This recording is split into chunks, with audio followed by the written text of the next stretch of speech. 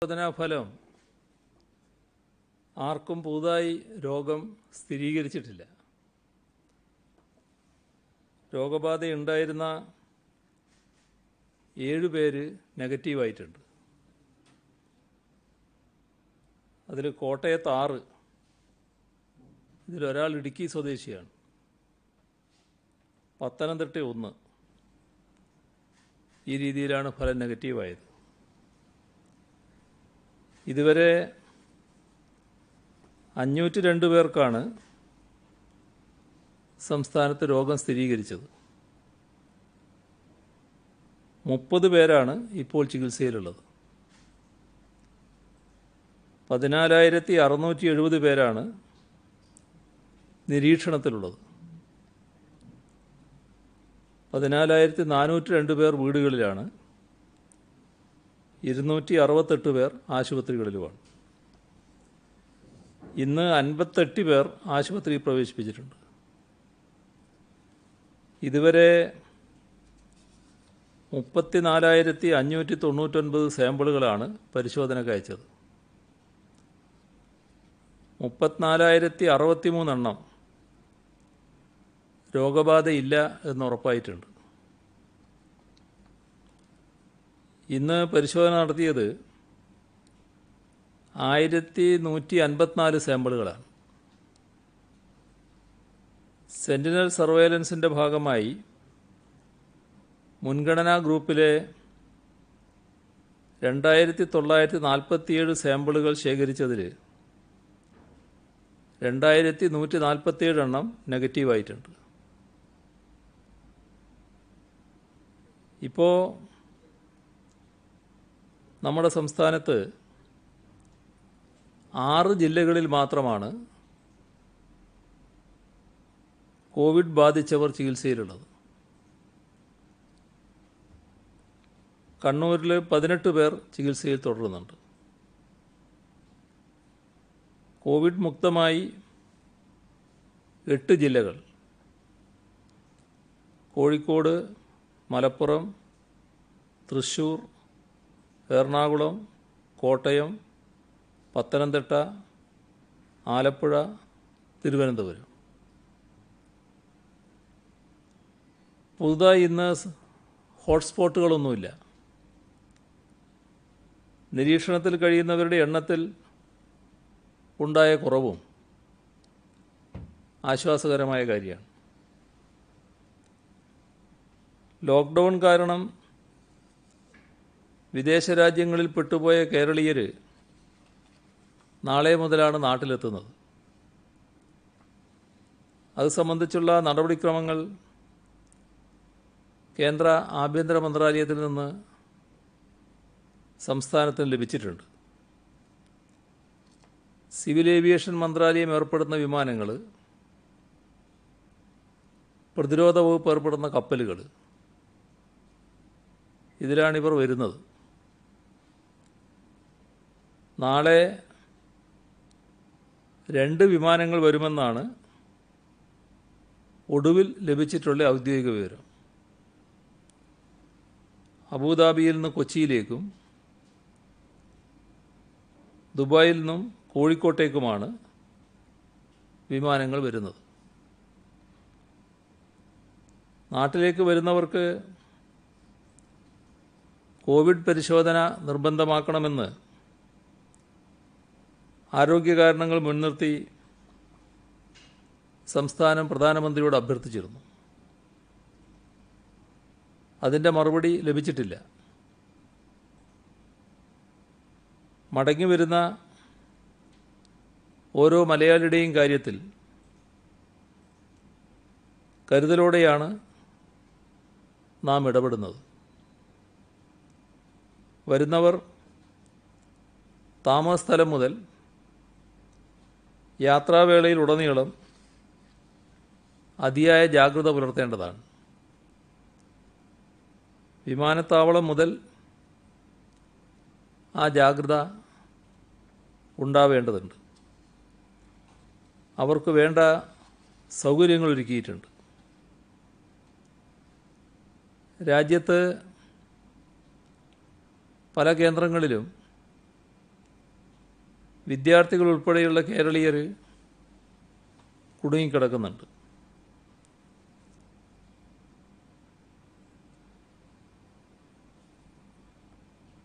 ദില്ലി ജാമിയ മിലിയ സർവകലാശാലയിലെ മലയാളി വിദ്യാർത്ഥികൾ അവർക്ക് ലഭിച്ച ഒരു നിർദ്ദേശം ഈ മാസം 15-ന് മുൻപ് ഹോസ്റ്റലുകൾ ഒഴിയണമെന്നാണ്. അത് നിരീക്ഷണ കേന്ദ്രങ്ങളാക്കാൻ വേണ്ടിയാണെന്നാണ്. പെൺകുട്ടികളടക്കം 40 വിദ്യാർത്ഥികളുണ്ട്. ഇതൊരു ഉദാഹരണം മാത്രമാണ്. ഇത്തരമൊരു സാഹചര്യത്തിലാണ് ഡൽഹി, പഞ്ചാബ്, ഹിമാചൽ പ്രദേശ്, ഹരിയാന എന്നീ സംസ്ഥാനങ്ങളിൽ ലോക്ക്ഡൗൺ കാരണം കുടുങ്ങിപ്പോയ വിദ്യാർത്ഥികളെ കേരളത്തിലെത്തിക്കാനുള്ള ഊർജിതമായ ശ്രമം സർക്കാർ നടത്തുന്നത്. പ്രത്യേക നോൺ സ്റ്റോപ്പ് ട്രെയിനിൽ ഇവരെ കേരളത്തിലേക്ക് എത്തിക്കാൻ കഴിയണമെന്നാണ് ആവശ്യം. അതുമായി ബന്ധപ്പെട്ട് ഈ 4 സംസ്ഥാനങ്ങളിലെയും മുഖ്യമന്ത്രിമാർക്ക് കത്തയച്ചിട്ടുണ്ട്. സർക്കാരിന് ലഭിച്ച കണക്കുകളനുസരിച്ച് 1200ഓളം മലയാളി വിദ്യാർത്ഥികൾ തിരിച്ചു വരാനായി ഈ 4 സംസ്ഥാനങ്ങളിലുണ്ട്. 723 പേര് ഡൽഹിയിലുണ്ട്. 348 പേര് പഞ്ചാബിൽ, 89 പേർ ഹരിയാനയിൽ, ഹിമാചലിൽ 17 പേര്. ഇപ്പോൾ ഡൽഹിയിൽ നിന്ന് സ്പെഷ്യൽ ട്രെയിൻ ഏർപ്പെടുത്തിയാൽ മറ്റ് സംസ്ഥാനങ്ങളിൽ നിന്നുള്ള വിദ്യാർത്ഥികൾ ഡൽഹിയിലെത്തി യാത്ര ആരംഭിക്കാൻ പറ്റും. ഇത്തരത്തിൽ ഉള്ള ബന്ധപ്പെടലാണ് സംസ്ഥാനങ്ങളുമായി നടത്തുന്നത്. ഇത് സംബന്ധിച്ച് റെയിൽവേയുമായി ഔപചാരികമായി ബന്ധപ്പെടാൻ ഡൽഹി മുഖ്യമന്ത്രിയോട് അഭ്യർത്ഥിച്ചിട്ടുണ്ട്. പ്രത്യേക ട്രെയിനിൻ്റെ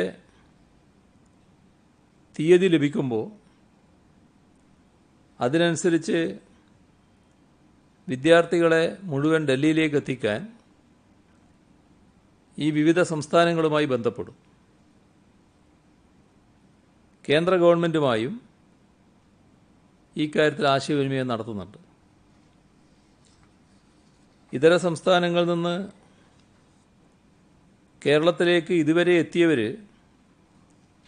6802 പേരാണ്.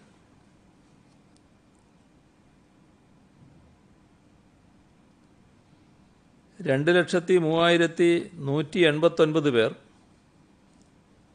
കോവിഡ് ജാഗ്രതാ പോർട്ടൽ വഴി രജിസ്റ്റർ ചെയ്തിട്ടുണ്ട്. പാസിനാവശ്യപ്പെട്ടത്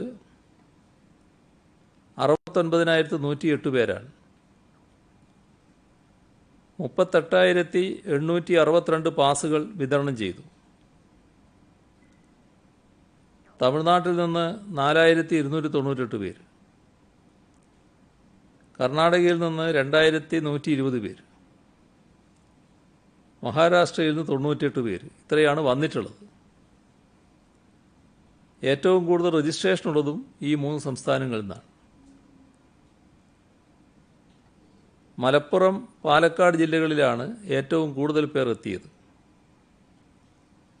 വാളയാർ ചെക്ക് പോസ്റ്റിലൂടെ മാത്രം 4,369 പേർ, മഞ്ചേശ്വരം ചെക്ക് പോസ്റ്റിലൂടെ 1,637 പേരും വന്നു. ജോലി നഷ്ടപ്പെട്ട് തിരിച്ചെത്തിയവരുടെ എണ്ണം 576 ആണ്. ലോക്ക്ഡൗൺ കാരണം മാതാപിതാക്കളിൽ നിന്ന് മാറി നിൽക്കേണ്ടി വന്ന 163 കുട്ടികൾ തിരിച്ചെത്തിയവരുടെ കൂട്ടത്തിലുണ്ട്. സംസ്ഥാനത്ത് അടിയന്തര ചികിത്സക്കായി 47 പേരെത്തി. 66 ഗർഭിണികളും എത്തിയിട്ടുണ്ട്.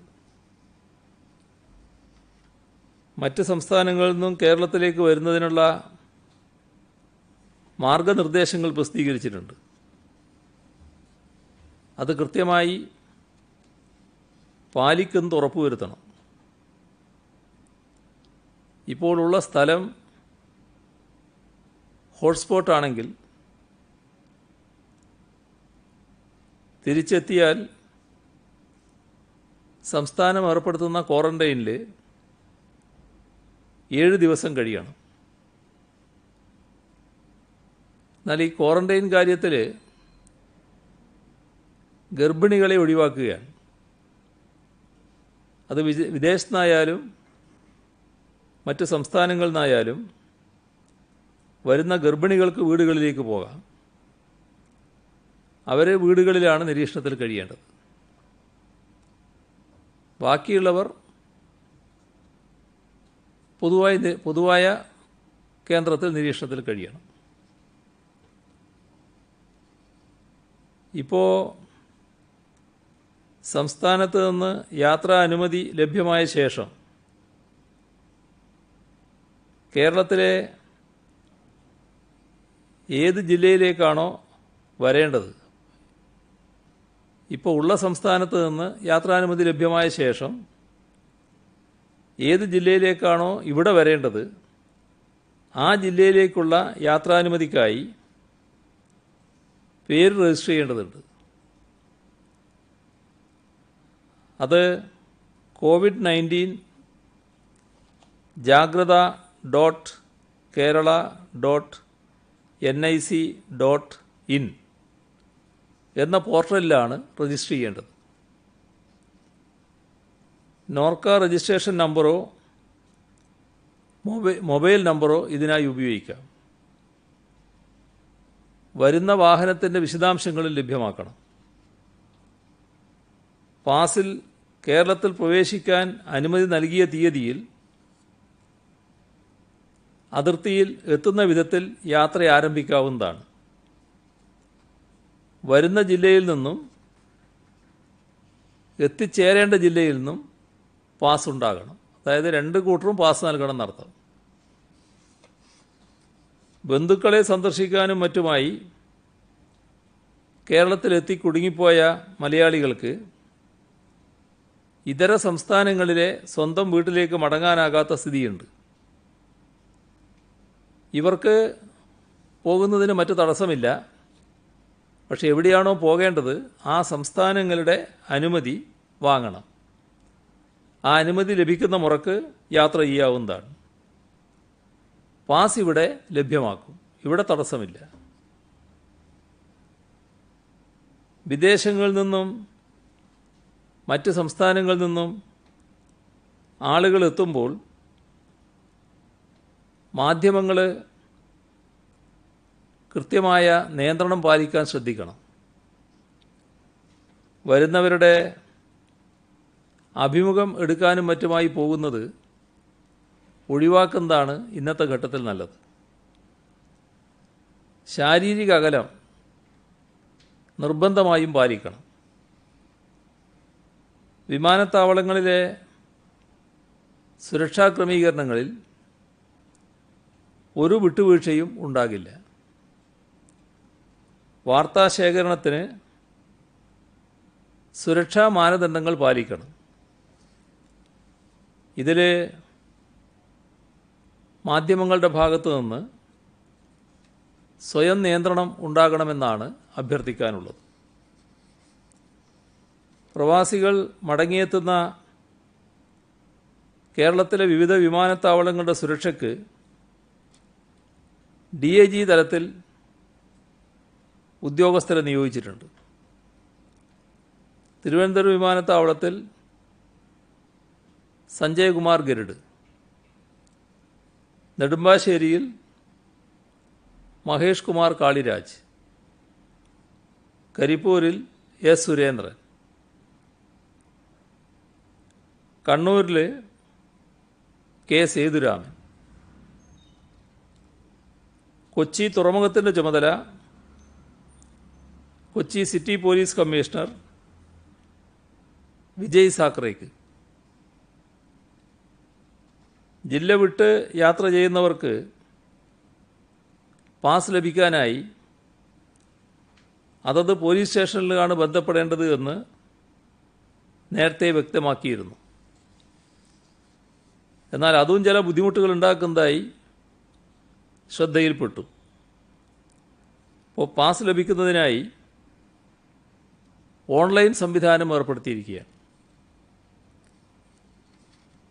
www.pass.bsafe.kerala.gov.in എന്ന വെബ്സൈറ്റിലൂടെ പാസിന് അപേക്ഷിക്കാം. അപേക്ഷകരുടെ മൊബൈൽ ഫോണിലേക്ക് പാസിൻ്റെ ലിങ്ക് ലഭിക്കും. രോഗപ്രതിരോധത്തിൻ്റെയും ജാഗ്രതയുടെയും 1.5 മാസക്കാലമാണ് നാം പിന്നിട്ടത്.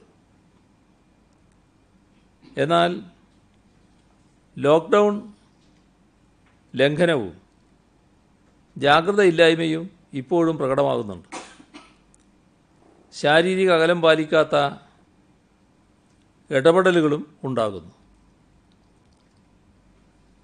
സംസ്ഥാനത്ത് നിയമലംഘനത്തിൻ്റെ പേരിലും ജാഗ്രതക്കുറവിൻ്റെ പേരിലും ഒരു കേസും ഉണ്ടാകാത്ത ദിനങ്ങളാണ് ഇനിയുണ്ടാകേണ്ടത്. പോലീസ് കർക്കശ നിലപാടെടുക്കുമ്പോൾ പരാതികൾ സ്വാഭാവികമാണ്. പോലീസിനെ അത്തരമൊരു നിലപാടിലേക്ക് നയിക്കാത്ത സമീപനം പൊതുവെ സ്വീകരിക്കേണ്ടതുണ്ട്. കണ്ടെയ്ൻമെൻറ്റ് സോണുകളിലെ ലോക്ക്ഡൗൺ ലംഘനം കർശനമായി തന്നെ നേരിടും. വാളയാറിൽ മറ്റ് സംസ്ഥാനങ്ങളിൽ നിന്ന് വരുന്നവരുടെ വൻ തിരക്കാണ് അനുഭവപ്പെടുന്നത്. വാഹനങ്ങളുടെ നീണ്ട നിര ഉണ്ടാകുന്നു. പരിശോധനകൾ വേഗത്തിലാക്കാൻ നിർദ്ദേശം നൽകിയിട്ടുണ്ട്. നാടുകാണി ചുരം വഴി കേരളത്തിലേക്ക് പ്രവേശിക്കാൻ അനുമതി നൽകണമെന്ന ആവശ്യം പ്രാദേശികമായി ഉയർന്നിട്ടുണ്ട്. കർണാടകയിൽ നിന്നും ഊട്ടിയിൽ നിന്നും മലപ്പുറത്തേക്കെത്താൻ ഇപ്പോൾ 150 കിലോമീറ്റർ ചുറ്റണം എന്നാണ് പരാതി. ഇക്കാര്യത്തിൽ കർണാടക സർക്കാരുമായി ബന്ധപ്പെട്ട് പരിഹാരം കാണാൻ ശ്രമിക്കും. കാർഷിക വൃത്തിയിലും അനുബന്ധ പ്രവൃത്തികളിലും സംസ്ഥാനത്ത് നിയന്ത്രണങ്ങൾ നിലനിൽക്കുന്നില്ല. ഒരു ശൃംഖലയായി പ്രവർത്തനങ്ങൾ നടന്നാലേ കാർഷിക രംഗത്തെ ഇടപെടലിന് ഫലമുണ്ടാവുകയുള്ളൂ. കൊയ്ത്ത് കഴിഞ്ഞിട്ടും നെല്ല് സംഭരണം തടസ്സപ്പെടുന്നതായി ആലപ്പുഴയിൽ നിന്ന് പരാതി വരുന്നുണ്ട്. മില്ലുടമകളാണ് ഇക്കാര്യത്തിൽ സഹായകരമായ നിലപാട് സ്വീകരിക്കേണ്ടത്. ചില സാധനങ്ങളുടെ വില ക്രമാതീതമായി വർദ്ധിക്കുന്നതിനെക്കുറിച്ച് ഇന്നലെ പറഞ്ഞിരുന്നു. നിർമ്മാണ പ്രവർത്തനങ്ങൾക്ക് ഒഴിച്ചുകൂടാത്തതാണല്ലോ സിമൻറ്റ്. എന്നാൽ ഇപ്പോൾ ലോക്ക്ഡൗണിന് ശേഷം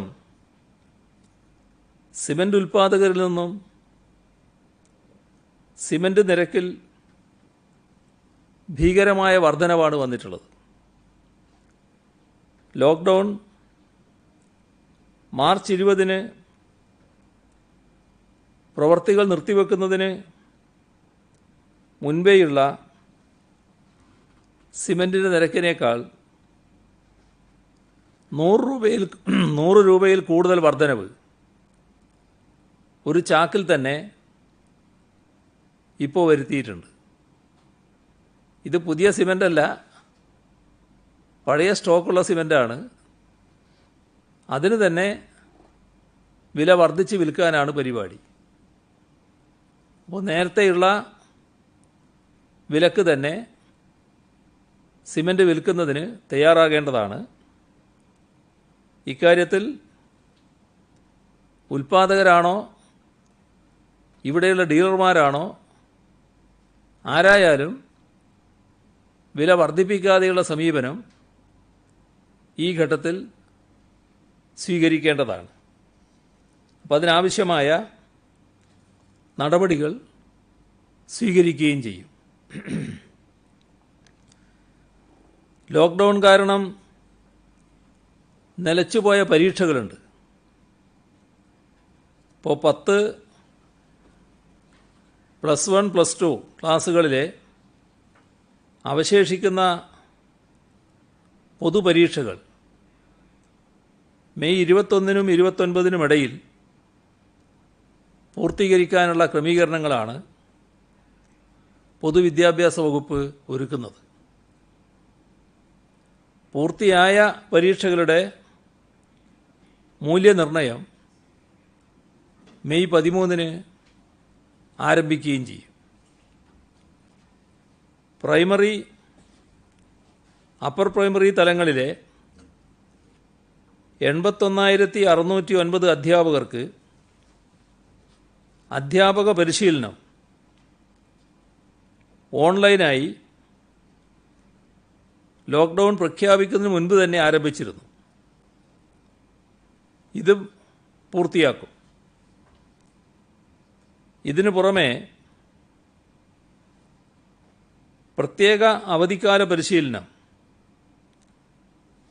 വിക്ടേഴ്സ് ചാനൽ സംവിധാനം ഉപയോഗിച്ച് കയറ്റ് നടത്തും.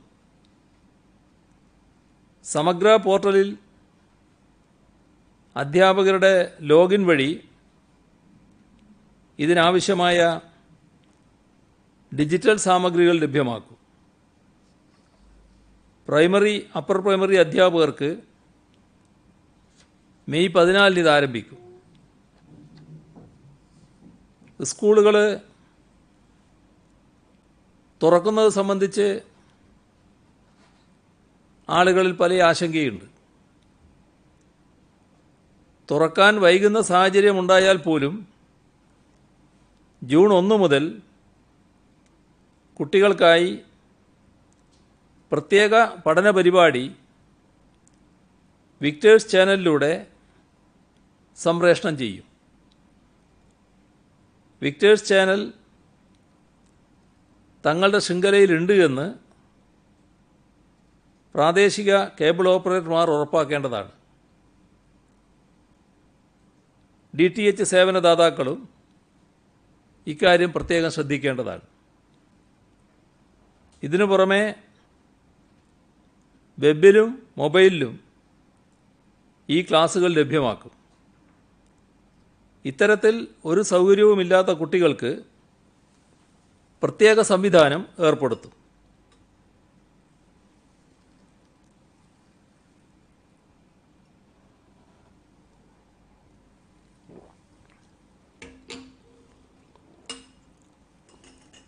ഹൈടെക് പദ്ധതിയുടെ ഭാഗമായി വിന്യസിച്ചിട്ടുള്ള ലക്ഷക്കണക്കിന് ഉപകരണങ്ങളുടെ പരിപാലനം സ്കൂളുകൾ ഉറപ്പുവരുത്തേണ്ടതുണ്ട്.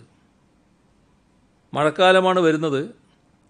ആ സാഹചര്യത്തിൽ ഇതിൽ പ്രത്യേക ശ്രദ്ധ വേണ്ടതാണ്. 2225 ട്രക്കുകൾ ചരക്കുമായി ഇന്നലെ നമ്മുടെ സംസ്ഥാനത്തേക്ക് വന്നിട്ടുണ്ട്. ചരക്ക് നീക്കം സാധാരണ നില പ്രാപിക്കുന്നു. ലോക്ക്ഡൗൺ സമയത്ത് ഭക്ഷണം കിട്ടാതെ വലയാൻ പാടില്ല എന്ന ഉദ്ദേശത്തോടെ അശരണർക്കായി പോലീസിൻ്റെ നേതൃത്വത്തിൽ നടത്തിയ ഭക്ഷണ വിതരണ പരിപാടി 4,44,573 ഭക്ഷണപ്പൊതികളും 29,030 കുടുംബങ്ങൾക്ക് ഭക്ഷ്യധാന്യ കിറ്റുകളും വിതരണം ചെയ്തിട്ടുണ്ട്. തിരുവനന്തപുരത്ത് മാത്രമായി തുടങ്ങിയ പരിപാടിയായിരുന്നു ആദ്യം. അത് കേരളമൊട്ടാകെ വ്യാപിപ്പിച്ച് 24 അടുക്കളകളിലൂടെയാണ് ഭക്ഷണം വിതരണം ചെയ്തത്. സ്റ്റുഡൻറ് പോലീസ് കേഡറ്റ്, ഏതാനും സന്നദ്ധ സംഘടനകൾ, വ്യക്തികൾ എന്നിവരുടെ സഹകരണത്തോടെയാണ് ഒരു വയറൂട്ടാം എന്ന ഈ പദ്ധതി നടപ്പാക്കിയത്. ലോക്ക്ഡൗൺ കാലത്ത് ആശുപത്രിയിൽ രക്തം ലഭിക്കുന്നത് ഉറപ്പാക്കാൻ ജീവധാര എന്ന പേരിൽ ഒരു പദ്ധതിക്ക് സ്റ്റുഡൻറ് പോലീസ് കേഡറ്റ് രൂപം നൽകി. ഇതുവഴി 3 ലക്ഷം പേരാണ് രക്തം ദാനം ചെയ്യാൻ കേരളത്തിൽ സന്നദ്ധരായത്. ഇത് 10 ലക്ഷമാക്കുകയാണ് ലക്ഷ്യം. കേഡറ്റുമാരുടെ മാതാപിതാക്കളും ബന്ധുക്കളുമാണ് രക്തം ദാനം ചെയ്യാൻ മുന്നോട്ട് വന്നത്. സംസ്ഥാനത്തെ കാർഷിക ഉൽപാദന വർധനവിനുള്ള പദ്ധതിയുമായി ബന്ധപ്പെട്ട് നാളെ തദ്ദേശ സ്വയംഭരണ സ്ഥാപനങ്ങളിലെ ഭാരവാഹികളുമായി ആശയവിനിമയം നടത്തും.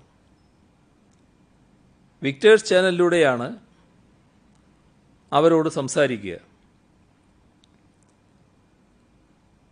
നമ്മുടെ സംസ്ഥാനത്ത് മദ്യനിരോധനം നടപ്പാക്കാൻ പോവുകയാണോ എന്ന് ഇന്നലെ നിങ്ങൾ ചിലർ അന്വേഷിച്ചിരുന്നു. ഏതായാലും അങ്ങനെ ഉദ്ദേശിക്കുന്നില്ല എന്ന് ഇന്നലെ തന്നെ പറഞ്ഞിരുന്നു. ഒരു കാര്യം ഇപ്പോൾ തുടങ്ങുകയാണ്. നമ്മുടെ ചെത്തുതൊഴിലാളികൾ തെങ്ങ് ചെത്തുന്നതിന് നേരത്തെ അനുമതി കൊടുത്തിരുന്നു. ഇപ്പോൾ ഏറെക്കുറെ അത് റെഡിയായിട്ടുണ്ട്. കള്ള് ഉൽപ്പാദനം ആരംഭിച്ചിട്ടുണ്ട്. ഇനി അത് ഷാപ്പിൽ എത്തിക്കേണ്ട താമസമേ ഉള്ളൂ. അപ്പോൾ സംസ്ഥാനത്തെ കള്ള് ഷാപ്പുകൾ മെയ് 13 മുതൽ, അടുത്ത ബുധനാഴ്ച മുതൽ തുറന്ന് പ്രവർത്തിക്കാൻ അനുമതി നൽകുകയാണ്.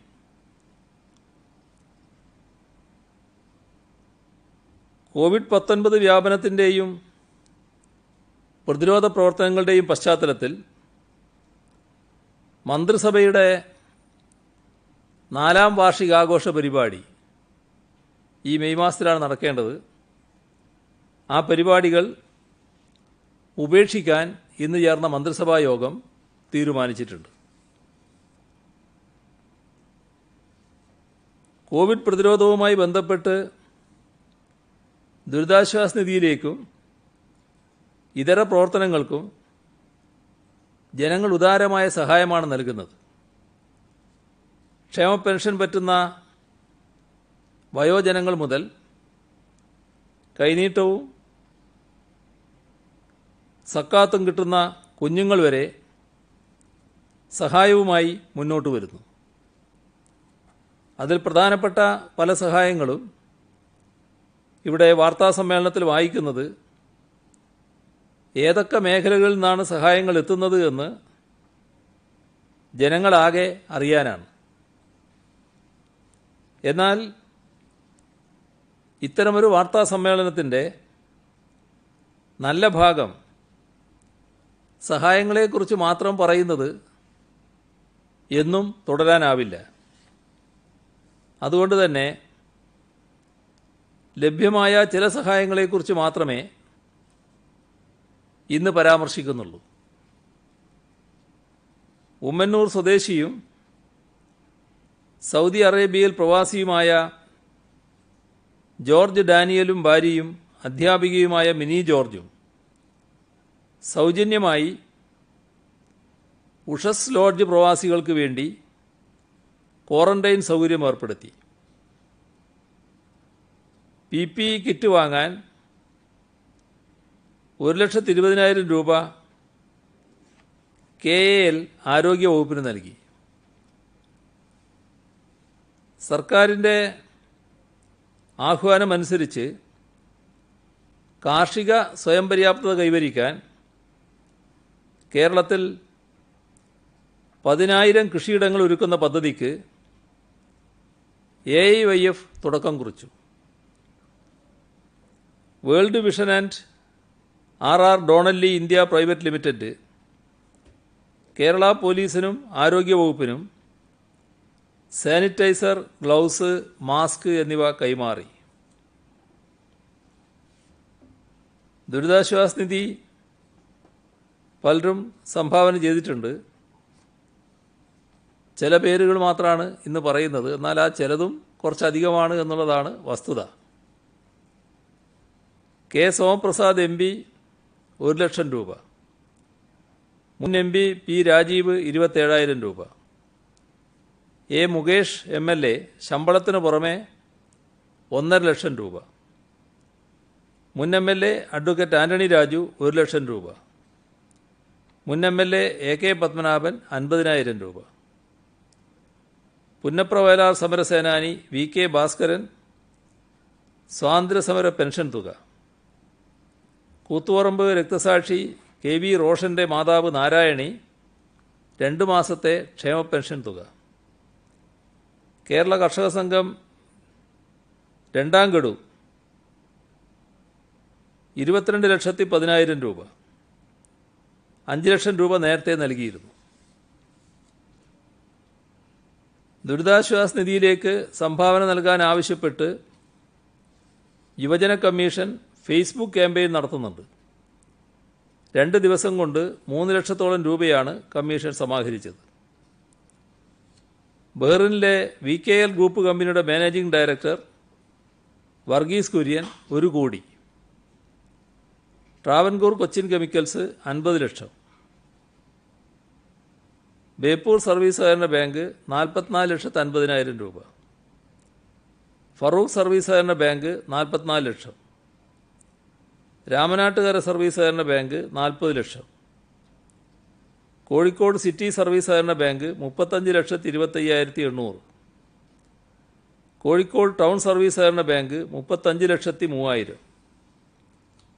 കൊടിയത്തൂർ സർവീസ് സഹകരണ ബാങ്ക് 31,25,607, ചേളന്നൂർ സർവീസ് സഹകരണ ബാങ്ക് 26,20,000, വെങ്ങേരി സർവീസ് സഹകരണ ബാങ്ക് 25,27,000, കോഴിക്കോട് നോർത്ത് സർവീസ് സഹകരണ ബാങ്ക് 25 ലക്ഷം, Mavancheri cooperative rural bank 42,54,977, Kattakkada മണ്ഡലത്തിലെ സഹകരണ ബാങ്കുകൾ 37,78,121, കണ്ണൂർ ചൊവ്വ റൂറൽ സഹകരണ ബാങ്ക് 36,33,200, കല്ലിയൂർ സർവീസ് സഹകരണ ബാങ്ക് 28,04,826, കയ്പമംഗലം പൂവത്തുകടവ് ഫാർമേഴ്സ് സഹകരണ ബാങ്ക് 25,58,500,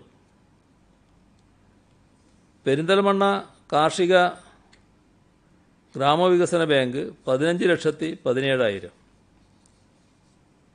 പട്ടാനൂർ സർവീസ് സഹകരണ ബാങ്ക് 15,40,384, കങ്ങഴ ഗ്രാമപഞ്ചായത്ത് 15 ലക്ഷം, ബേക്കേഴ്സ് അസോസിയേഷൻ കേരള സംസ്ഥാന കമ്മിറ്റി 15 ലക്ഷം, വെള്ളൂർ സർവീസ് സഹകരണ ബാങ്ക് 24,64,400, മട്ടന്നൂർ സർവീസ് സഹകരണ ബാങ്ക് 15,990,000, വാട്ടർ അതോറിറ്റിയിൽ നിന്ന് വിരമിച്ച എഞ്ചിനീയർമാർ 12,74,001, പുറത്തൂർ ഗ്രാമപഞ്ചായത്ത് 10 ലക്ഷം, കോറോം സർവീസ് സഹകരണ bank 9,64,092, contract carriage operators association 8,40,000, Thiruvananthapuram ജില്ലാ mercantile cooperative society 6,63,350, Kozhikode PK steels കമ്പനിയിലെ ജീവനക്കാരുടെ വകയായി 5,30,000, പഴയങ്ങാടി അർബൻ സഹകരണ ബാങ്ക് 5 ലക്ഷം, ഹൈടെക് മെറ്റൽ സൂരകം 5 lakh, secretariat elders association of Kerala 4,33,502, chamber of pharma enterprises 4 lakh, Kozhikode corporation കുടുംബശ്രീയിലെ 3 CDS ഭരണസമിതിയിലെ 3,493 അയൽക്കൂട്ടങ്ങൾ 3,73,000, പ്രോഗ്രസീവ് ഹോമിയോപ്പതിക് ഫോറം 2.5 ലക്ഷം. ഹൈക്കോടതിയിലെ സീനിയർ അഭിഭാഷകൻ advocate P Vijayabhanu 2,50,000. P M Kuriakose ഭാര്യ അന്നമ്മ കുര്യാക്കോസ് ചെന്നിലൂർ 2 ലക്ഷം. ആലപ്പുഴ ടി ഡി മെഡിക്കൽ കോളേജിലെ ഡോക്ടർ എസ് കെ അജയകുമാറും ഭാര്യ പാറശാല സരസ്വതി ആശുപത്രിയിലെ ഡോക്ടർ ബിന്ദു അജയകുമാറും 2 ലക്ഷം. ആലപ്പുഴ ടി ഡി മെഡിക്കൽ കോളേജിലെ ഡോക്ടർ എ എം ജോർജ് കുട്ടി 2 ലക്ഷം. തലശ്ശേരി മുനിസിപ്പാലിറ്റി കാർഷികോൽപ്പന്ന സംഭരണ വിതരണ സഹകരണ സംഘം 2 lakh. Cooperative service pensioners association Kannur ജില്ലാ കമ്മിറ്റി ആദ്യ ഗഡുവായി 2 ലക്ഷം. മലപ്പുറം കമ്പനിപ്പടിയിലെ കാജ മുയീനുദ്ദീൻ ലൈബ്രറി ആൻഡ് സംഗീത അക്കാദമി സക്കാത്ത് ദാനം 2 ലക്ഷം. കല്ലമ്പലത്തെ പരേതനായ സൈനുലാബ്ദിൻ്റെ ചരമവാർഷികത്തിനായി കുടുംബം കരുതിയ 2 ലക്ഷം. നിയമവകുപ്പ് സെക്രട്ടറി അരവിന്ദ ബാബു 1,95,820. ചിന്ത പബ്ലിഷേഴ്സ് ജീവനക്കാരുടെ സംഭാവന, എഴുത്തുകാരുടെ സംഭാവന, ജനറൽ മാനേജറുടെ ഒരു മാസത്തെ പെൻഷൻ തുക 1,56,371 രൂപ. Kerala clays and ceramics limited ജീവനക്കാർ 1,25,875. ആലപ്പുഴ, തൃശൂർ ജില്ലകളിൽ AIYF മേഖലാ കമ്മിറ്റികൾ ബിരിയാണി മേളയിലൂടെ സ്വരൂപിച്ചത് 1,25,975 രൂപ. Lab technician grade 2 PSC rank ലിസ്റ്റിൽപ്പെട്ടവർ 1,16,320 രൂപ. KL chairman Karamana Hari 1,07,500. KL MD Shajahan 1 lakh. Kodungallur Raveendran AR പശുവിനെ വാങ്ങാൻ വെച്ച 1,04,000.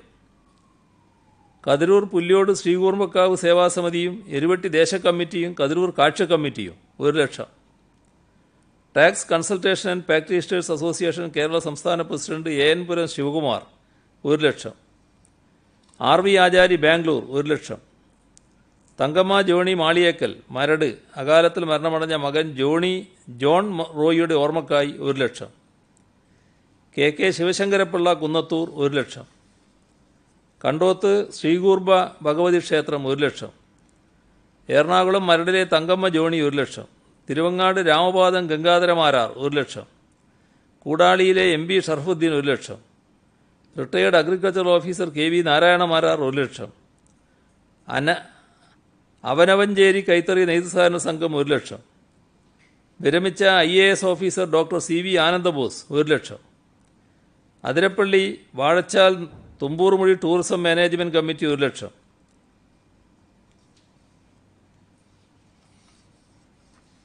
Thalayolaparambu Pieta Bhavan executive director sister Mary Lucy സ്വർണ്ണമാല. Kottayam Manarcad saint Mary's Yakobaya Suriyani Qatar 1 ലക്ഷം രൂപ. മുതിർന്ന അഭിഭാഷകൻ ചെറുന്നിയൂർ P ശശിധരൻ നായർ 1 ലക്ഷം. സംസ്ഥാനത്തെ ജില്ലാ സഹകരണ ബാങ്കുകൾ ഒരു വിഭാഗം പാർട്ട് ടൈം സ്വീപ്പർമാരുടെ കൂട്ടായ്മ 1 ലക്ഷം. കാസർഗോഡ് ചെങ്കള സ്വദേശി മാധവൻ പാടി 1 ലക്ഷം. Thiruvananthapuram central government pensioners cooperative society 1 ലക്ഷം. ഗുലാത്തി ഇൻസ്റ്റിറ്റ്യൂട്ടിലെ ഡോക്ടർ M ശാർഗധരനും ഭാര്യ ഡോക്ടർ N രത്നകുമാരിയും ചേർന്ന് 60,000. കേരള ക്ലബ്ബ് ഡൽഹി 50,000. സംസ്ഥാന സഹകരണ ഇലക്ഷൻ കമ്മീഷൻ അംഗം C Vijayakumar 50,000. Venugopal hotel town tower 50,000. Thalassery Jagannatha ക്ഷേത്രം 50,000. ചൊക്ലി ഒളവിലം റഹ്മാനിയ ജുമാ മസ്ജിദ് നോമ്പ് തുറക്കു വേണ്ടി ശേഖരിച്ച 33,333 രൂപ. ഇരണാവ് ശ്രീ ചുഴലി ഭഗവതി ക്ഷേത്ര സമിതി 25,000. കുട്ടികൾ വിളവൂർക്കൽ പഞ്ചായത്തിലെ ബാലസംഘം 23,200 രൂപ. Alappuzha SDV table tennis academy കുട്ടികൾ 41,000. അപർണ കോലത്തുകര 11,000. കുളപ്പുറം വായനശാല കുട്ടികളിൽ നിന്ന് സമാഹരിച്ച് 20,200. നെയ്യാറ്റിങ്കര ഗവൺമെൻറ് JBSലെ 5ാം ക്ലാസ് വിദ്യാർത്ഥി പ്രഭാത് നാരായണൻ 8,175. അശ്വിൻ കണ്ണോത്ത് മടപ്പുരക്കൽ ഭിന്നശേഷി പെൻഷൻ തുകയിൽ നിന്നും 7,500. തിരൂർ ഗവൺമെൻറ് ബോയ്സ് സ്കൂളിലെ വിദ്യാർത്ഥി നിഖിൽ കഥകൾ എഴുതി കിട്ടിയ 5,000. നിവ കല്യാണി പാട്യം 5,000. സൂര്യ സുന്ദർ നെയ്യാറ്റിങ്കര 5,650. ബാംഗ്ലൂർ ഹാർവസ്റ്റ് സ്കൂളിലെ 3ാം ക്ലാസ് വിദ്യാർത്ഥിനി മൈഥിലി 5,001. കണിച്ചാർ ജീസസ് ശിശുഭവൻ കുട്ടികൾ 5,000. നിരഞ്ജന നിരുപമ പുന്നപുരം 5000. ഏലംകുളത്തെ വിദ്യാർത്ഥികളായ Abhirami, Bimal, Abhinav Bimal 4800. Payyanur government girls higher secondary സ്കൂളിലെ കിക്ക് ഓഫ് പരിശീലനാർത്ഥികൾ 10000. Nidramol doctor of advocate Sandra 3765. Ayisha Kozhikode Mankavu 2571. അഭ്യംദൈ ആഭ പിണറായി 2727. മണ്ണമ്പറ്റ സ്വദേശികൾ ബാംഗ്ലൂരിൽ താമസിക്കുന്ന Sanjeev, Vedika, Aadith 5000. Vinay Rathnan V Kadakkarappally 2525. Alappuzha Muhamma A B Vilasam HSS വിദ്യാർത്ഥികൾ 30000. ഇത്രയും കാര്യങ്ങളാണ് ഇന്ന് പറയാനുള്ളത്. മടങ്ങി വരുന്ന പ്രവാസികളെ 14 ദിവസം ക്വാറന്റൈൻ ചെയ്യണമെന്നാണ് കേന്ദ്ര നിർദ്ദേശം. സംസ്ഥാനം 7 ദിവസവും പറയുന്നു. എന്താ ചെയ്യുന്നത്? എങ്ങനെയാണ് ഇതിന്റെ അതൊരു സമവായം, അല്ലെങ്കിൽ എങ്ങനെയാണ് സംസ്ഥാനം ഇപ്പോൾ തീരുമാനമെടുക്കുന്നത്? 7 ആണോ 14 ആണോ? ഇതിൽ പൊതുവായിട്ടുള്ള ക്വാറന്റൈൻ പീരീഡ് എന്ന് പറയുന്നത് ഇവർ വന്ന ഉടനെ ക്വാറന്റൈനിലാണ് ഉണ്ടാവുക. ഇന്നലെ തന്നെ ഞാനത് വ്യക്തമാക്കിയിട്ടുണ്ട്. അപ്പോൾ അങ്ങനെ വരുമ്പോൾ 7ാമത്തെ ദിവസം PCR ടെസ്റ്റിന് അവർ വിധേയരാകും. അപ്പോൾ PCR ടെസ്റ്റിൽ കൃത്യമായ ഫലം അപ്പോഴേക്ക് ലഭിക്കും. അതിൽ കോവിഡ് പോസിറ്റീവായിട്ടുള്ള ആൾക്കാരുണ്ടെങ്കിൽ അവരെ ആശുപത്രിയിലേക്ക് അയക്കും. അല്ലാത്തവർ വീട്ടിൽ പോയി ക്വാറന്റൈൻ വീണ്ടും തുടരണം. ഇതാണ് ഇവിടെ സ്വീകരിക്കുന്ന നില. ആദ്യം വരുന്നവരില് ഗൾഫ് രാജ്യങ്ങളിൽ നിന്നുള്ളവർ മാത്രമാണോ ഉള്ളത്, അത് മറ്റ് രാജ്യങ്ങളിൽ ഉള്ള പ്രവാസികളായിട്ടുള്ള മലയാളികളും ഉണ്ടോ? എന്താണ് അതിന്റെ ഒരു സ്റ്റാറ്റസ് എന്ന് അറിയാൻ? ഇതിപ്പോൾ ഓരോ സ്ഥലവും പിന്നീട് അറിയിക്കുകയാണ് ചെയ്യുക. ഇപ്പോൾ അറിയിച്ചിട്ടുള്ളതിൽ ആദ്യം മുൻഗണന ഗൾഫിലുള്ളവർക്കാണ്, എന്നാൽ മറ്റ് സ്ഥലങ്ങളിലുള്ളവരും ഉണ്ടാകും. കണ്ണൂർ വിമാനത്താവളം ഈ പ്രവാസികളെ കൊണ്ടുവരാനായിട്ട് ഉപയോഗിക്കുന്നുണ്ടോ? അതിലെന്തെങ്കിലും അവ്യക്ത പ്രശ്നമുണ്ടോ? നേരത്തെ അവ്യക്തത ഉണ്ടായിരുന്നു, ഇപ്പോൾ വ്യക്തമായിട്ടുണ്ട്. അത് കണ്ണൂർ വിമാനത്താവളവും കൂടി ഈ പട്ടികയിൽ ഉൾപ്പെടുത്താൻ കേന്ദ്ര സർക്കാർ സന്നദ്ധമായിട്ടുണ്ട്. നമ്മുടെ ഈ 14 ദിവസം നമ്മൾ കേന്ദ്രം ഇങ്ങനെ ഒരു നിർദ്ദേശം വെക്കുമ്പോൾ നമ്മളത് പാലിച്ചില്ലെങ്കിൽ അത് മറ്റൊരു ഇതാവും. കാരണം 7 ദിവസം 14 ദിവസം തന്നെ ഇൻസ്റ്റിറ്റ്യൂഷണൽ ക്വാറന്റൈൻ വേണമെന്നാണ് ഈ ഗൈഡ് ലൈനിലൊക്കെ പറയുന്നത്. ഇതൊക്കെ ആരോഗ്യ വിദഗ്ധരുടെ അഭിപ്രായം അനുസരിച്ച് നടക്കേണ്ട കാര്യങ്ങളാണല്ലോ. അതനുസരിച്ച് മാത്രമേ സംസ്ഥാനവും ചെയ്യൂ. അതിനെപ്പറ്റി വേറെ ആശങ്ക വേണ്ടതില്ല.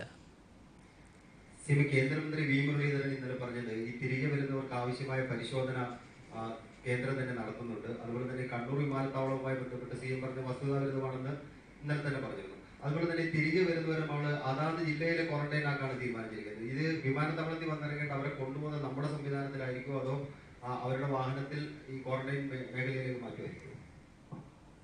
ക്വാറന്റൈൻ എന്നത് സംസ്ഥാനത്തിന്റെ ഉത്തരവാദിത്തത്തിൽപ്പെട്ടതാണ്. അപ്പോൾ ആ കാര്യങ്ങളെല്ലാം സംസ്ഥാനമാണ് നിർവഹിക്കുക. മറ്റൊരു കാര്യം, ഈ ഗർഭിണികളുടെ കാര്യം CM പറഞ്ഞല്ലോ. പ്രവാസികളാണെങ്കിലും ഗർഭിണികളെ നേരിട്ട് വീട്ടിലേക്ക് വിടുന്നത്, ഈ കുട്ടികളുടെ കാര്യം, ഒപ്പം തന്നെ പ്രായമായവർ, രോഗികളായ ആളുകൾ, അവരെയും ഈ കുട്ടികളെ നമ്മൾ ക്വാറന്റൈനിൽ സർക്കാർ തലത്തിൽ നിർത്തുമോ? ചെറിയ കുട്ടികളാണെങ്കിൽ വീട്ടിലേക്ക് വിടും. അതാണ് ഏറ്റവും ഉത്തമം. കാരണം അവർ മറ്റു സ്ഥലത്തായാൽ അതുണ്ടാക്കുന്ന പ്രയാസങ്ങളുണ്ടാകും.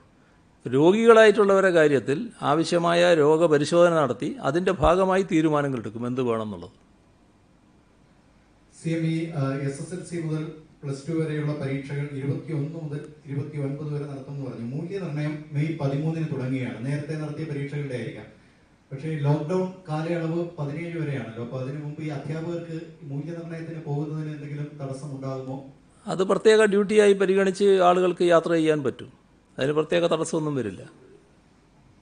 ഇപ്പം ഗൾഫിൽ നിന്ന് ആളുകൾ ഇങ്ങോട്ട് വരുന്നുണ്ട്. അപ്പം അമേരിക്ക, ബ്രിട്ടനിൽ നിന്നൊക്കെ വരുന്നവര് കേരളത്തിലേക്ക് അവർക്ക് വിമാനമില്ല, അവർ മറ്റു സ്ഥലത്ത്. അപ്പൊ നമ്മുടെ മലയാളികൾ മറ്റു സ്ഥലത്ത് പോയി ഇറങ്ങിക്കഴിഞ്ഞാല് അവർക്ക് അത് എന്തായിരിക്കും സംവിധാനം? നമ്മൾ അക്കാര്യത്തിൽ ഇപ്പം എനിക്കൊന്നും പറയാൻ കഴിയില്ല. അത് ഒരു അമേരിക്കയിൽ നിന്ന് ഒരാൾ യാത്ര ചെയ്ത് മറ്റൊരു രാജ്യത്ത് ചെന്നിറങ്ങിയാൽ എന്താകും സ്ഥിതി എന്ന് പറയാൻ ഞാനാരുമല്ലല്ലോ. എനിക്കൊന്നും പറയാൻ കഴിയില്ല അക്കാര്യത്തിൽ.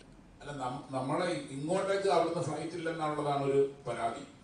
അതെ, അത് ഇന്ത്യ ഗവൺമെൻറ്റിൻ്റെ കയ്യിൽ എല്ലാ കണക്കും നമ്മൾ കൊടുത്തിട്ടുണ്ട്. ഓരോ പ്രദേശത്തുള്ള ആളുകൾ ഇത്രയാണ് എന്നത് അറിയിച്ചിട്ടുണ്ട്. അതനുസരിച്ച് ഇന്ത്യ ഗവൺമെൻറ് ക്രമത്തിൽ നടപടികൾ സ്വീകരിക്കുമെന്നാണ് പ്രതീക്ഷിക്കുന്നത്. എന്റെ മാത്രം ആശങ്കയല്ല, വലിയൊരു വിഭാഗത്തിന്റെ ജനങ്ങളുടെ ഒരു ആശങ്കയും ആവശ്യവും കൂടെയാണ്.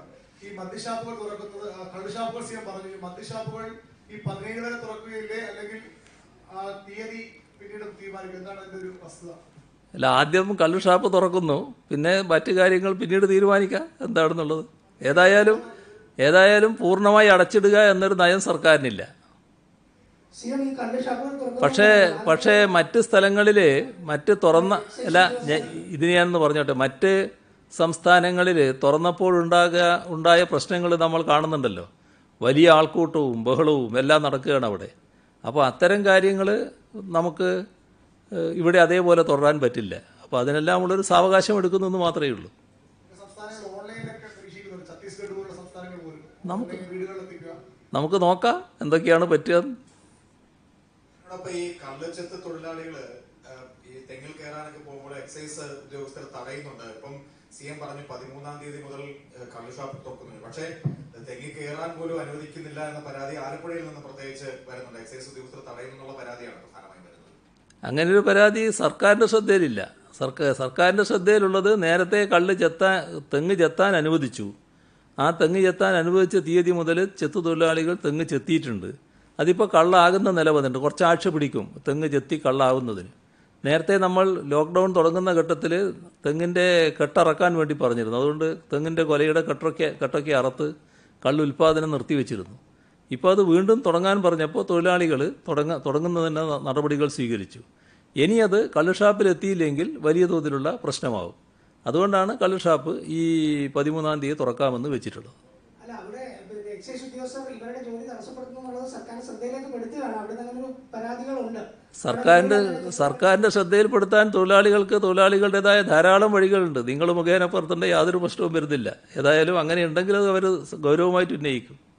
ഈ സിമന്റിന്റെ വില വർദ്ധിക്കുന്നതിനെ കുറിച്ച് പറഞ്ഞു, വർദ്ധിപ്പിച്ചുകൊണ്ടിരിക്കുന്നു. 100 രൂപ വരെ വർദ്ധിപ്പിച്ചു. പക്ഷെ മലബാർ സിമന്റ്സ് വർദ്ധിപ്പിച്ചു, കേരള പൊതുമേഖലാ സ്ഥാപനമായിട്ടുള്ള. അതേക്കുറിച്ച് അറിഞ്ഞിരുന്നോ? ഇല്ല, ഞാൻ അറിഞ്ഞിട്ടില്ല. 1200 വിദ്യാർത്ഥികൾ ഹരിയാന, ഡൽഹിയിൽ നിന്ന് CM പറഞ്ഞിരുന്നല്ലോ. ഈ മേഘാലയയിലും കുട്ടികൾ, കോട്ടയത്തുള്ള കുട്ടികൾ 15ഓളം പേർ കുടിയേറിയിട്ടുണ്ട്. അപ്പം ഇത്രയും കുട്ടികൾ മാത്രമേ ഉള്ളൂ. എല്ലാ സംസ്ഥാനത്തു നിന്നും വിദ്യാർത്ഥികളെ നമ്മൾ എത്തിക്കുന്നതിന്, ഡൽഹിയിലേക്ക് എത്തിച്ച് കൊണ്ടുവരുന്നതിനുള്ള ഒരു പദ്ധതി ഉണ്ടോ? സംസ്ഥാനങ്ങളിൽ കുടുങ്ങിക്കിടക്കുന്ന കുട്ടികളെ ഇങ്ങോട്ട് കൊണ്ടുവരാൻ തന്നെയാണ് പരിപാടി. അതിന് ആദ്യത്തെ ഒരു തുടക്കം ഡൽഹിയിൽ നിന്ന് തുടങ്ങുകയാണ്. അതിൻ്റെ തുടർച്ചയായിട്ട് മറ്റു കാര്യങ്ങൾ നമുക്ക് ശ്രദ്ധിക്കാം. മടങ്ങി വരുന്ന പ്രവാസികളുടെ കാര്യത്തിൽ അവരുടെ നിരീക്ഷണ കാലാവധിക്ക് ശേഷം തുടർ പരിശോധന ഉണ്ടാവുമോ? അത് സംബന്ധിച്ച് സർക്കാർ തീരുമാനം എടുത്തിട്ടുണ്ടോ? അത് ഒന്നാമത്തെ കാര്യം. രണ്ടാമത്തെ കാര്യം, ഈ പല സ്വകാര്യ സ്കൂളുകളും ഇപ്പോൾ പ്രവേശന നടപടിയുമായി ബന്ധപ്പെട്ട് സന്ദേശങ്ങൾ അയച്ചു തുടങ്ങിയിട്ടുണ്ട്. അതിനെന്തെങ്കിലും തടസ്സമുണ്ടോ? നിരീക്ഷണ കാലാവധിക്ക് ശേഷം എന്ന് പറഞ്ഞാൽ എന്താണ് ഉദ്ദേശിക്കുന്നത്? നിരീക്ഷണ കാലാവധിയുടെ ഘട്ടത്തിൽ രോഗമുണ്ടോ ഇല്ലയോ എന്നാണ് നോക്കുന്നത്. രോഗമില്ലെങ്കിൽ അതിൻ്റെ ഘട്ടം കഴിഞ്ഞല്ലോ. അവർ കൃത്യമായിട്ട് 14 ദിവസം നിരീക്ഷണത്തിൽ കഴിയുക എന്നുള്ളത് തന്നെയാണ് നമ്മളും കാണുന്നത്. നേരത്തെ 28 ദിവസത്തിന് ശേഷവും പോസിറ്റീവ് കേസുകൾ സംസ്ഥാനത്ത് റിപ്പോർട്ട് ചെയ്തിരുന്നു. അപ്പോൾ ആ സാഹചര്യത്തിൽ 14 ദിവസത്തിന് ശേഷം രോഗത്തിന് പോസിറ്റീവ് ഫലം വരാനുള്ള സാധ്യത കാണുന്നില്ല. അത് ചില പ്രത്യേക കേസുകളിൽ 14 ദിവസം വീണ്ടും ഇരിക്കേണ്ടവരുണ്ടാകും. അത് അവരോട് പ്രത്യേകമായിട്ട് നിർദ്ദേശിക്കും. ആരോഗ്യ പ്രവർത്തകർ നിർദ്ദേശിക്കുക തന്നെ ചെയ്യും. അപ്പോൾ ഇവർക്ക് തുടർ പരിശോധന ഉണ്ടാവില്ല എന്നാണോ CM പറയുന്നത്? എന്ന് ഞാൻ പറഞ്ഞില്ലല്ലോ. ഞാൻ പറയാത്തത് എങ്ങനെയാണ് നിങ്ങൾ കേട്ടത്? പോലീസ് ഉദ്യോഗസ്ഥരുടെ ഈ അലവൻസ് വെട്ടിക്കുറച്ചതായിട്ട് ഒരു വാർത്ത വരുന്നുണ്ട്, 20%. അത് ശരിയാണോ? താങ്കളുടെ ശ്രദ്ധയിൽപ്പെട്ടിട്ടുണ്ടോ? എന്റെ ശ്രദ്ധയിൽപ്പെട്ടിട്ടില്ല. ഇന്നലെ ചോദിക്കേണ്ടായിരുന്നു, ഈ സാലറി കട്ടുമായി ബന്ധപ്പെട്ട ഹൈക്കോടതി, ഈ സർക്കാരിന്റെ ഓർഡിനൻസ് നിയമാനുസൃതമാണെന്ന് ഇന്നലെ ഹൈക്കോടതി തന്നെ വ്യക്തമാക്കിയിട്ടുണ്ട്. അതിന് ഈ പ്രതിപക്ഷത്തിന് തിരിച്ചടിയായിട്ടാണോ സർക്കാർ അതിനെ കാണുന്നത്? ഇത് സർക്കാർ നിലപാടിനുള്ള ഒരു അംഗീകാരം എന്ന നിലക്ക് അതിനെ കണ്ടാൽ മതി. ഈ പ്രതിപക്ഷത്തിന് തിരിച്ചടിയേൽക്കുന്നത് ഒന്നും നോക്കി നടക്കുകയല്ലോ സർക്കാർ ചെയ്യുന്നത്. സർക്കാരിൻ്റെ നടപടികൾ മുന്നോട്ട് കൊണ്ടുപോകുന്നു.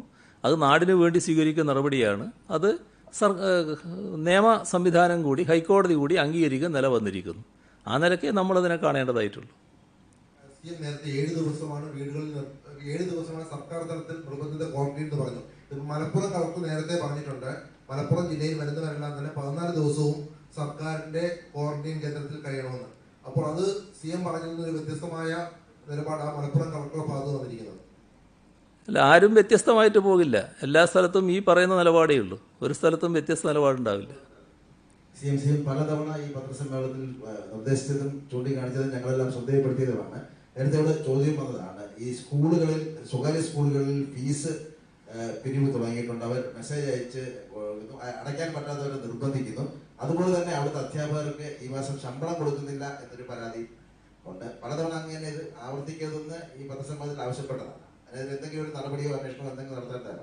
ഇതിപ്പോൾ മെയ് മാസം ആരംഭിച്ചു കഴിഞ്ഞു. അടുത്ത വിദ്യാഭ്യാസ വർഷത്തിൻ്റെ പ്രവേശന കാര്യത്തെ സംബന്ധിച്ച് സ്വാഭാവികമായും സ്കൂളുകൾ നടപടികൾ സ്വീകരിക്കും. അതുമായി ബന്ധപ്പെട്ട നടപടിക്രമങ്ങൾ വിദ്യാഭ്യാസ വകുപ്പ് തന്നെ പരസ്യപ്പെടുത്തും.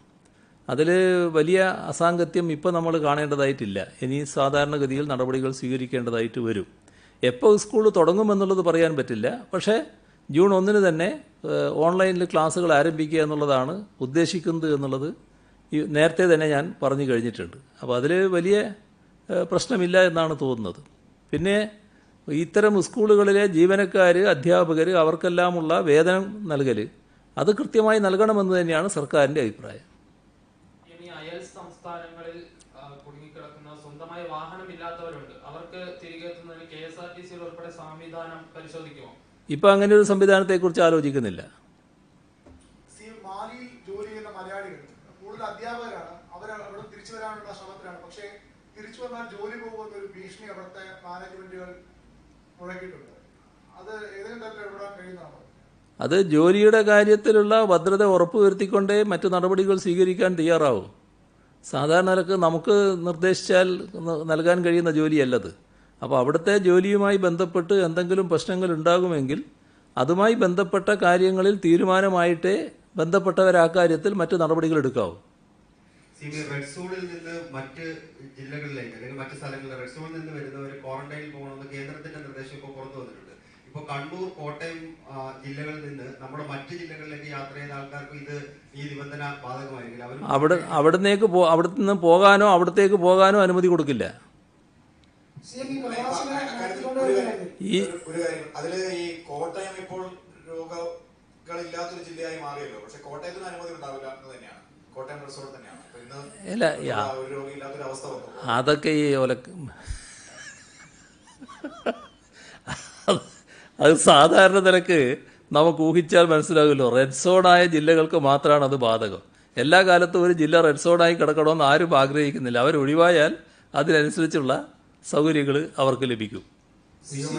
സ്കൂളുകളിൽ ജൂൺ 1 ഓൺലൈനായിട്ട് പഠനം ആരംഭിക്കുന്നവർ അച്ചടിച്ച പാഠപുസ്തകങ്ങൾ കുട്ടികൾക്ക് നൽകുന്നതിന് എന്തെങ്കിലും സംവിധാനങ്ങൾ ഉണ്ടാക്കുമോ? ആ കാര്യം കൃത്യമായിട്ട് ആലോചിക്കും. കേന്ദ്രത്തിന്റെ അനുമതി കിട്ടി നിശ്ചിത സമയത്തുള്ളിൽ തന്നെ അതിഥി തൊഴിലാളികളെ നമുക്ക് ഇവിടുന്ന് അവരുടെ നാട്ടുകളിലേക്ക് മടക്കി അയക്കാൻ കഴിയും. പക്ഷേ നേരത്തെ CM അതിന് വിഷയം നൽകി ഒരു വ്യക്തതയ്ക്ക് വേണ്ടിയിട്ടാണ്. പക്ഷേ അന്യ സംസ്ഥാനത്തുള്ള മലയാളികളെ എന്തുകൊണ്ട് നമുക്ക് തിരിച്ചു കൊണ്ടുവരാൻ പെട്ടെന്ന് കഴിയുന്നില്ല? അതെവിടെയാണ് സാങ്കേതികപരമായ തടസ്സം? കേന്ദ്രത്തിന്റെ ഒരു സഹകരണ കുറവുണ്ടോ? കാര്യങ്ങൾ നേരത്തെ ഞാൻ വ്യക്തമാക്കി കഴിഞ്ഞതാണ്. ഓരോ സംസ്ഥാനത്തു നിന്നും ആ സംസ്ഥാനങ്ങൾ കൂടി അതിന് മുൻകൈയെടുത്ത് നടപടികൾ സ്വീകരിക്കേണ്ടതുണ്ട്. അങ്ങനെ മാത്രമേ വരാൻ കഴിയൂ. അവർ വിചാരിച്ചാൽ മാത്രം വരാൻ കഴിയുന്നതല്ല. പ്രവാസികളെ മടക്കിക്കൊണ്ടുവരുന്നതിൽ കേന്ദ്ര സംസ്ഥാന സർക്കാരുകൾ തമ്മിൽ ഏകോപനമില്ല എന്ന് പ്രതിപക്ഷ നേതാവ് ആരോപിച്ചു വാർത്താ സമ്മേളനത്തിൽ. പല കാര്യങ്ങളിലും സംസ്ഥാനം പറയുന്നതും കേന്ദ്രം പറയുന്നതും ആശയക്കുഴപ്പമുണ്ട്, അവ്യക്തതയുണ്ട് എന്നാണ് അദ്ദേഹം പറഞ്ഞത്. അതിന് വ്യക്തതയുണ്ടാക്കാനല്ലല്ലോ ഞാൻ ശ്രമിക്കുന്നത്. ഞാൻ പൊതുവിൽ നാട്ടിന് കാര്യങ്ങൾ വ്യക്തതയുണ്ടാക്കാനാണ്. അദ്ദേഹത്തിനൊക്കെ വ്യക്തതയുണ്ടാക്കാൻ ഞാൻ അശക്തനാണ്. കാരണം ഒരു കാലത്തും വ്യക്തത ഉണ്ടാകില്ല എന്ന് തീരുമാനിച്ചുറപ്പിച്ച് അദ്ദേഹം നീങ്ങിക്കൊണ്ടിരിക്കുകയാണ്. അതുകൊണ്ട് ഞാൻ അതിന് മറുപടി പറയാൻ അശക്തനാണ്. CM ഇന്നലെ ഈ വി മുരളീധരൻ പറഞ്ഞത്, CM ഇന്നലെ പറഞ്ഞത് 80,000 ആളുകളെയാണ് മൊത്തം രാജ്യത്തേക്ക് കൊണ്ടുവരുന്നത് എന്ന് പറഞ്ഞു.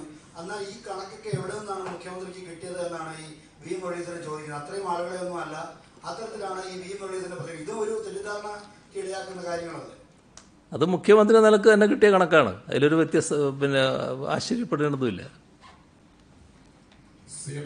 ഒരു കാര്യം, നമ്മുടെ ഈ ടെലിവിഷൻ പ്രോഗ്രാംസ് അതിന്റെ ഷൂട്ട് ഒക്കെ നിർത്തിവെച്ചിരിക്കുകയാണ്. അപ്പൊ ന്യൂസിന്റെ എല്ലാം പ്രോഗ്രാം ആണല്ലോ. അപ്പം അവർക്കൊരു പരാതി ഉണ്ട്, ഇങ്ങനെ അത് വീണ്ടും ഷൂട്ട് തുടങ്ങുന്നതിനെ കുറിച്ച് അവരുടെ ഒരു ആവശ്യം വന്നിട്ടുണ്ട്. എന്റർടൈൻമെന്റ്സുകൾ സാധാരണ നിലയ്ക്ക് ഇപ്പോൾ നിന്നുപോയിരിക്കുകയാണ്. അതിന്റെ ആ പരിപാടികൾ ഷൂട്ട് ചെയ്യേണ്ടതായിട്ടുണ്ട് എന്നുള്ളത്. അതിന്റെ കാര്യങ്ങൾ പരിശോധിച്ചുകൊണ്ടിരിക്കുന്നുണ്ട്. പെട്ടെന്ന് തന്നെ തീരുമാനമെടുക്കാനാണ് ഉദ്ദേശിക്കുന്നത്. ഈ ലോക്ക്ഡൌൺ കാലാവധി 17 വരെ റെസ്റ്റോറന്റുകളെല്ലാം അടച്ചിട്ടിരിക്കുകയാണ്. അവിടെ പാഴ്സൽ മാത്രമേ അനുവദിക്കുന്നുള്ളൂ. അപ്പൊ റെസ്റ്റോറന്റുകളിൽ ഇരുന്ന് കഴിക്കാനുള്ള സംവിധാനമില്ല. പക്ഷെ 13-ാം തീയതി നമ്മൾ കള്ള് ഷാപ്പ് തുറക്കുമ്പോൾ ഈ കള്ള് ഷാപ്പുകളിൽ ഇരുന്ന് കഴിക്കാനുള്ള സംവിധാനം ഉണ്ടാവുമോ? അത് നമുക്ക് ആലോചിച്ച് പറയാം എന്താന്ന്. ഈ മൊറട്ടോറിയം നമ്മൾ പ്രഖ്യാപിച്ചിട്ട് പല ബാങ്കുകളും മൊറട്ടോറിയം അനുവദിക്കുന്നുണ്ട്. പക്ഷേ ഈ ബജാജ് ഫിനാൻസ് പോലുള്ള സ്ഥാപനങ്ങൾ ഇപ്പോഴും ആൾക്കാരിൽ നിന്ന് പൈസ പിടിക്കുന്നുവെന്ന് പരാതി പല ആൾക്കാരും ഉന്നയിക്കുന്നുണ്ട്. അത് SLBCയുമായി ബന്ധപ്പെട്ട് നമ്മൾ ഏതെങ്കിലും തരത്തിൽ അതൊന്ന് ശ്രദ്ധയിൽപ്പെടുത്താൻ ശ്രമിക്കും. മൊറട്ടോറിയവുമായി ബന്ധപ്പെട്ട പല പ്രശ്നങ്ങളും നമ്മൾ ആഗ്രഹിക്കുന്ന തരത്തിൽ വന്നിട്ടില്ല എന്നുള്ളത് വസ്തുതയാണ്. അത് തുറന്നും ബന്ധപ്പെട്ടുകൊണ്ടിരിക്കുകയാണ്. CMI കേന്ദ്രമന്ത്രി വി മുരളീധരന്റെ കാര്യത്തിൽ നേരത്തെ താങ്കൾ പറഞ്ഞു CMന് ലഭിച്ച വിവരമാണെന്നുള്ളത്. അദ്ദേഹം അക്കാര്യത്തിൽ മാത്രമല്ല, വിമാനം കയറുന്നതിന് മുമ്പ് ആ രാജ്യങ്ങളിൽ പരിശോധന നിർബന്ധമാണ്, മുഖ്യമന്ത്രി അക്കാര്യത്തിൽ തെറ്റിദ്ധരിപ്പിക്കുകയാണെന്നുള്ള നിലയിലും അദ്ദേഹം പരാമർശം നടത്തി. ഒരു കേന്ദ്ര വിദേശകാര്യ സഹമന്ത്രിയാണ് അദ്ദേഹം. ഇതിനെ ഒരു ഒന്നുകിൽ CM ഈ വസ്തുതകൾ അദ്ദേഹം പറയും പോലെ അറിയാതെയാണോ, അതോ അദ്ദേഹം ഒരു രാഷ്ട്രീയപരമായ എന്തെങ്കിലും നേട്ടത്തിന് വേണ്ടിയാണോ ഇത്തരം ആരോപണങ്ങൾ ഉന്നയിക്കുന്നത്? ഞാനതിനെക്കുറിച്ച് കൂടുതൽ പറയാത്തതുകൊണ്ടാണ്, നേരത്തെ നിങ്ങൾ പറഞ്ഞതിൻ്റെ ശ്രദ്ധയിൽപ്പെടാത്തതുകൊണ്ടല്ല ഞാൻ പറയാതിരുന്നത്.